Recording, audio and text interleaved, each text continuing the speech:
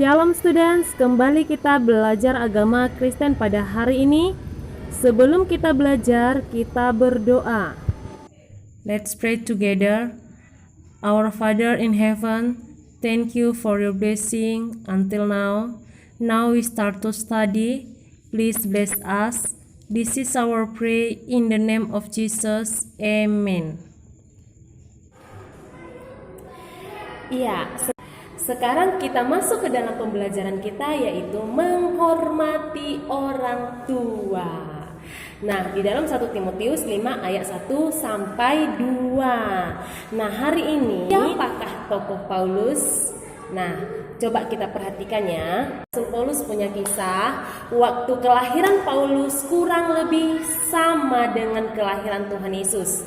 Ia dilahirkan di Tarsus, sebuah kota yang terkemuka zaman itu di wilayah Kilikia. Tarsus terletak hanya 1,2 km dari Laut Tengah. Oleh karena itu, Tarsus menjadi kota pusat perdagangan. Di samping itu, Tarsus juga menjadi kota ilmu pengetahuan. Banyak orang pendatang yang belajar di sekolah-sekolah terkenal di Tarsus. Dan kemudian tersebar di seluruh bagian Kekaisaran Roma. Di kota ini tinggal orang-orang Yunani dan orang-orang Timur, juga bangsa-bangsa yang lain. Di kota Tarsus, Paulus mendapat kesempatan belajar tentang cara hidup bangsa yang bukan Yahudi. Oleh karena itu, ketika waktunya tiba, dia dapat memperkenalkan Injil Kristus kepada bangsa-bangsa lain dengan cara yang sangat baik. Dalam sejarah Perjanjian Baru, sesudah kebangkitan Yesus, perhatian beralih dari Petrus dan para murid Yesus lainnya kepada seorang tokoh penting lain dalam kehidupan jemaat mula-mula, yakni Paulus sang Farisi. Paulus bukan satu-satunya orang Farisi yang menjadi Kristen. Di dalam Kisah Para Rasul 15 ayat 5. Tetapi ia memang yang paling terkenal. Berbeda dengan banyak orang Kristen Yahudi lainnya, Paulus tidak lahir di Palestina, sama seperti banyak orang yang bertobat pada hari Pentakosta. Ia seorang Yahudi Helenis. Ia berasal dari kota Tarsus di provinsi Silisia. Dan dia juga seorang warga negara di Roma.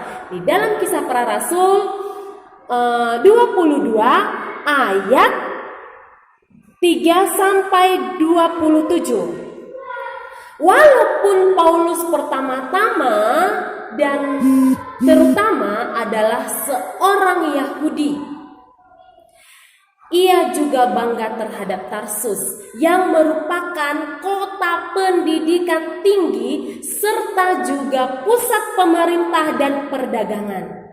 Tetapi ia tidak merasa senang dengan kebudayaan di kota itu yang bersifat Yunani dan kafir.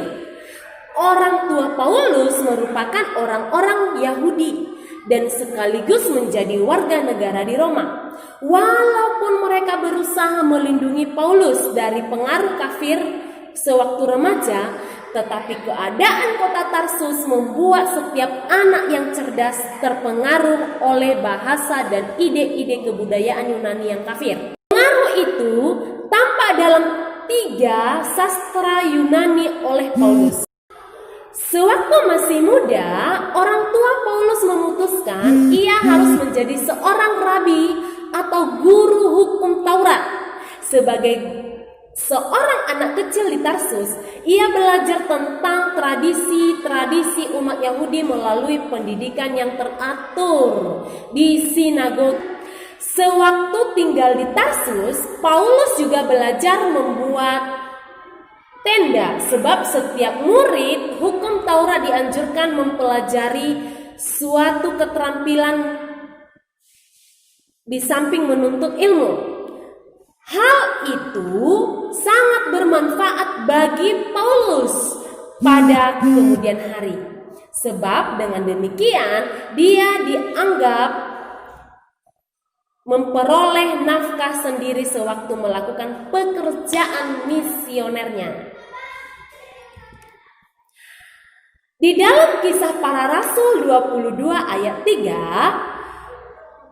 mengatakan, "Aku adalah orang Yahudi, lahir di Tarsus di tanah Kilikia, tetapi dibesarkan di kota ini, didikan dengan teliti di bawah pimpinan Gamaliel." Itulah gurunya si Rasul Paulus.